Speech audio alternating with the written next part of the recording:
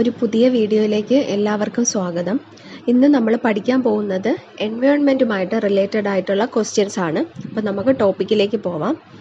First question: the academic field to study environment and discover solutions to environmental problems is known as environmental science. പരിസ്ഥിതിയെക്കുറിച്ച് പഠിക്കാനും പരിസ്ഥിതി പ്രശ്നങ്ങൾക്ക് പരിഹാരം കാണാനും ഉള്ള പഠന മേഖല ആണ് environmental science. Second question: a sub-discipline of biology which studies a range of living phenomena is known as ecology. ബയോളജിയുടെ ഒരു ഉപവിജ്ഞാന ശാഖയായ ജീവനുള്ള വസ്തുക്കളുടെ പ്രതിഭാസം അതിനെപ്പറ്റി പഠിക്കാൻ ഉള്ള ശാസ്ത്ര ശാഖയാണ് എക്കോളജി എന്ന് പറയുന്നത്. The word ecology was coined by Ernst Haeckel. German scientist ആയ ഏൺസ്റ്റ് ഹേക്കൽ ആണ് എക്കോളജി എന്നുള്ള ആ ഒരു വേർഡ് കോയിൻ ചെയ്തത്. Who defines environment includes all the physical and biological surroundings of an organism along with their interaction. Environment Protection Act 1986. Environment Protection Actന്റെ അനുസരിച്ച് അഭിപ്രായം അനുസരിച്ച് environment എന്ന് പറയുന്നത് it includes all the physical and biological surrounding of an organism along with their interaction. ഒരു ജീവനുള്ള വസ്തുവിന്റെ അതിന് പ്രകൃതിയുമായിട്ടുള്ള അതുകൊണ്ടാവുന്ന ഇന്ററാക്ഷനും അതിന്റെ ഫിസിക്കൽ ആൻഡ് ബയോളജിക്കൽ സറൗണ്ടിങ്സിനെയുമാണ് നമ്മൾ എൻവയോൺമെന്റ് എന്നതുകൊണ്ട് ഉദ്ദേശിക്കുന്നത്. Fifth question: what are the components of environment? Atmosphere, hydrosphere, lithosphere and biosphere. Here, atmosphere means it is the mass of gases surrounding the earth. ഭൂമിക്ക് ചുറ്റുമുള്ള വാതകങ്ങളെയാണ് നമ്മൾ അതിനെല്ലാം ഉൾക്കൊണ്ടുകൊണ്ടാണ് അറ്റ്മോസ്ഫിയർ എന്ന് പറയുന്നത്. And hydrosphere, this includes all types of water resources. എല്ലാ തരത്തിലുമുള്ള ജലവിഭവങ്ങളെ ഉൾക്കൊണ്ടുകൊണ്ടാണ് നമ്മൾ hydrosphere എന്നുള്ളത് കൊണ്ട് ഉദ്ദേശിക്കുന്നത്. Then lithosphere, this consist of the crest and outer mantle of solid earth.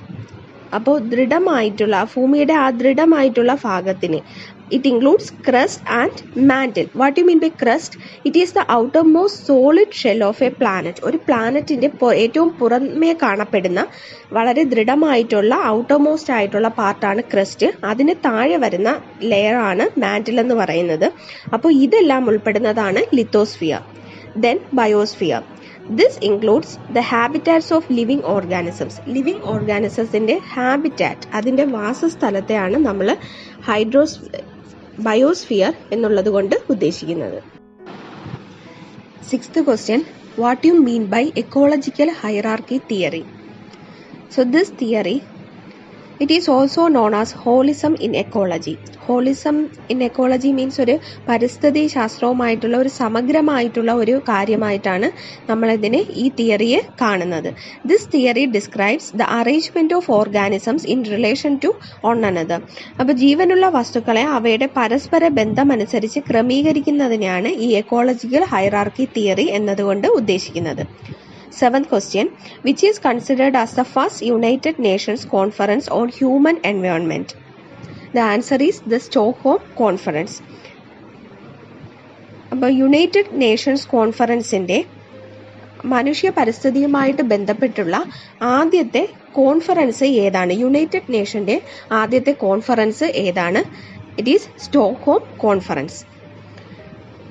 The Stockholm Conference, which laid a foundation for environmental action at an international level, was held in 1972, June 5th to 16. So, it was the first conference by United Nations on human environment, and it was held in 1972, June 5th to 16. Which is considered as one of the greatest achievement of UNCH. What do you mean by UNCH? Yes, United Nations Conference on the Human Environment, that is UNCH. Okay, United Nations Conference on Human Development, yes, and the formation of United Nations Environment Program, UNEP, was one of the greatest achievement of UNCH. അപ്പോൾ UNEP അല്ലെങ്കിൽ United Nations Environment Program എന്നുള്ള ഒരു ഇത് formulate ചെയ്യുക അല്ലെങ്കിൽ അത് രൂപീകരിച്ചു എന്നുള്ളതാണ് ഈ ഒരു UNCHന്റെ കോൺഫറൻസ് കൊണ്ടുള്ള പ്രധാനമായിട്ടുള്ള ഒരു അച്ചീവ്മെന്റ് എന്ന് പറയുന്നത്. 10th question, UNEP is based on Nairobi, Kenya. കെനിയയിലെ നൈറോബിയിലാണ്, അവിടെയാണ് UNEPയുടെ ആസ്ഥാനം. 11th question, what is the mission of UNEP?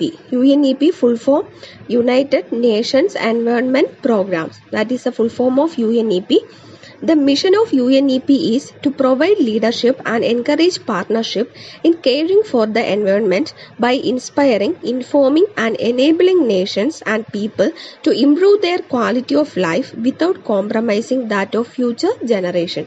അപ്പോൾ UNEPയുടെ ലക്ഷ്യം എന്ന് പറയുന്നത് ഭാവി തലമുറയ്ക്ക് കൂടി ഉപയോഗപ്രദമായ രീതിയിൽ നാച്ചുറൽ റിസോഴ്സസ് ഉപയോഗിക്കുവാൻ വേണ്ടി ആൾക്കാരെയും രാജ്യങ്ങളെയും പ്രാപ്തരാക്കുക, അതിന് ഇൻസ്പയർ ചെയ്യുകയും ഇൻഫോം ചെയ്യുകയൊക്കെ ചെയ്യുക, അതിലൂടെ തന്നെ അവരെ പരിസ്ഥിതി സംരക്ഷണത്തിൽ ഭാഗഭാക്കാക്കുക. അതാണ് UNEPയുടെ ലക്ഷ്യം. The UNEP is established by United Nations General Assembly. United Nations General Assembly ആണ് UNEP എസ്റ്റാബ്ലിഷ് ചെയ്തത്. What is known as Stockholm Declaration? It is the first declaration of international protection of the environment. പരിസ്ഥിതി സംരക്ഷണത്തിലുള്ള ഒരു international declaration, ആദ്യത്തെ international declaration എന്ന് പറയുന്നത് Stockholm declaration ആണ്.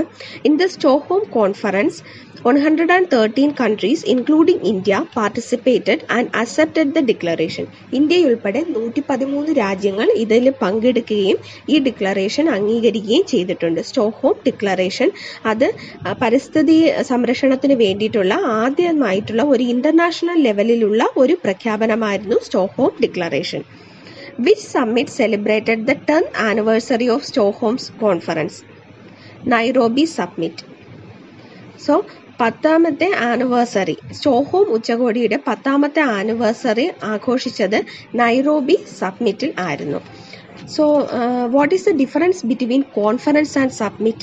Conference, it is a large meeting in which people from certain field gather to discuss topic related to their field.